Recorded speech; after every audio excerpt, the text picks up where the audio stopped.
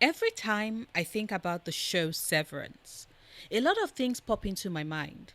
How it's very indicative of what life is like at work, how corporations are so hell bent on sucking the life out of us in exchange for the salary we earn at the end of the day or week or month. How the myth of work life balance is just that, a myth.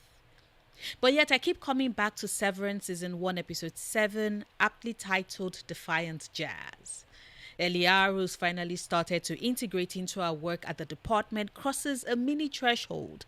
And in celebration of that, Seth Milchick gifts the entire department what he calls the music dance experience. We see the team slowly get sucked into the rhythm, the beat, the happiness of the moment, including Eliar, who, up until this point, has made it a point of call to speak on the absurdities of their work life on the seventh floor. In the scene, she's having a brilliant time, and you can see her slow shift into becoming one of the team. However, amidst the merriment, Dylan is very obviously, but strangely, as far as his teammates are concerned, quiet. As the audience, we are aware that the night before, Ini Dillon had been yanked out into his outie world where he got to meet his son as a result of Seth pulling the overtime contingency protocol, thus blurring his life and memories with what is on the outside that he never got the chance to experience as the severed being from outie Dillon.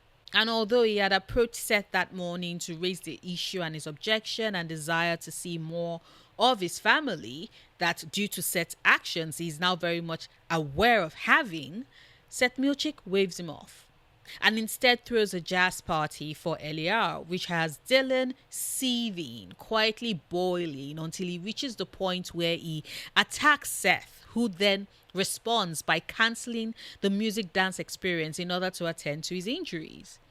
Now, it's a short scene, not very long, lots of flashing lights and the up tempo music that is meant to clearly hype up the members of the MDR who are getting this treat. And yet, every time I think of Severance season 1, hell, the first 2 seasons of the show, this is one of the few scenes that immediately pop into mind. And for the longest time, I couldn't put accurate words to the why. Why could I not get that jazz scene out of my head? Is it because the music was captivating?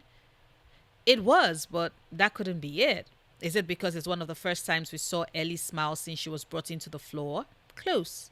Is it because Dylan lost it and that was the scene that then propelled the rest of the MDR on their quiet mutiny or insurgent behavior that had them breaking out of the seventh floor to warn those who knew them about the truth of what Lumen was actually doing?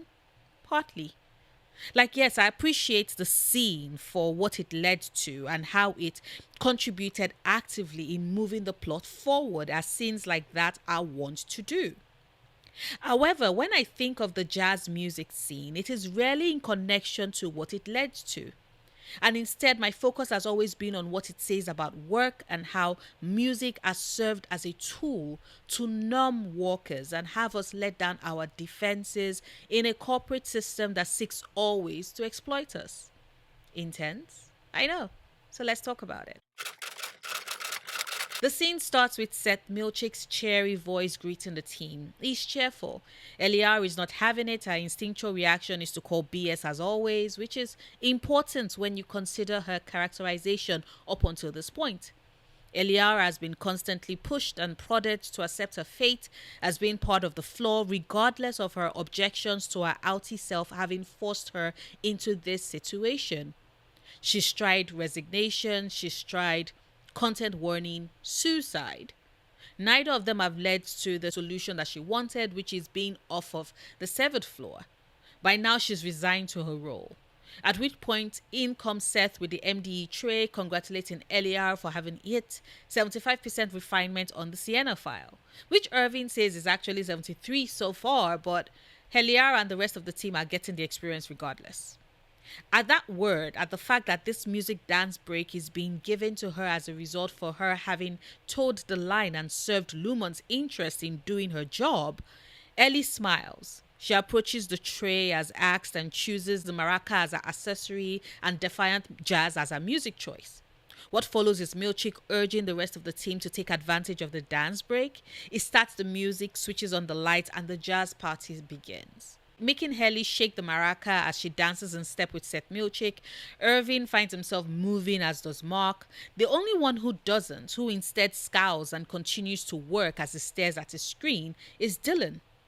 Because in that moment, Dylan is aware of what the dance break actually is. It is a distraction, a diversion of the team's attention and complaints from what has mattered to them so far. Irving and his blossoming relationship with Birth that is on the verge of collapse in the very same episode. Eliaru absolutely does not want to be on the floor doing whatever it is that they do at MDR. And Marco is juggling trying to help Helly and figure out the secrets that the floor holds in store, which is why Amaniko Bell had them locked in their office. And then there's Dylan, who has found himself meeting a son he never knew he had because he's an innie. All of their upsets and anger and confusion and betrayal, everything is meant to be subsumed, temporarily forgotten in the face of the music. Now, I'm not saying that music is bad. A very good friend of mine is a music therapist. Music is and has always been freeing and very healing.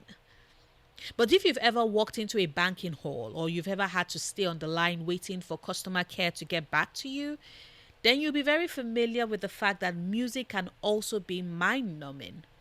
It is a way to get you distracted, unaware of the time that is passing, and instead immersed in the moment and in what you're currently doing.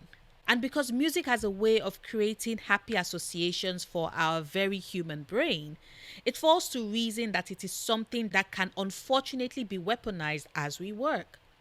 Now, I am someone who has ADHD and ADD. I find it very difficult to concentrate for long stretches of time. Music is what I use to focus. It is often my experience that I would raise my head from a task and realize that I've spent 3 hours absolutely focused on it, thanks to the music blasting through my headphones. So when I watched the Defiant jazz scene, that was what immediately popped into my head. The fact that music has always served as an escape for a lot of us. And offices have adopted it as a way to help manage the humdrum nature of work. Now, some of you might work in a place where that isn't even an option, where there's a requirement for absolute silence whilst you work. And the question I have is, think carefully. Are there other places in your workplace where music is played? Maybe in your cafeteria or the elevators or even the reception area. Because what I've noticed is that companies tend to use music as a way to temporarily convince their staff that they aren't at work, or that they're at work but having fun, or that their place of work is not the blood-sucking entity that it is, and is instead fun and happy and doing so much more than we had previously expected. I apologize if it sounds like I'm being very critical and hateful towards the 9 to 5. I guess watching Severance just puts it all in such stark relief.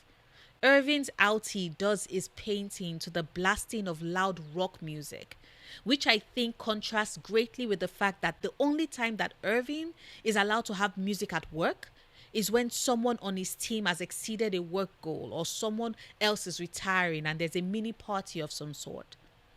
And in those instances, the music isn't a celebration or an artistic expression as we see in the outside world. In those instances, the music is a way to compensate, to give the innies a brief glimpse of what outie joy at the sound of good music would sound like. And it is especially harrowing for me to think about when you consider that the innies are basically born at work. They only start to exist after their outie has had the severance procedure, and they come into the work with little knowledge or memories. Because you can't miss or be desperate for what you never had.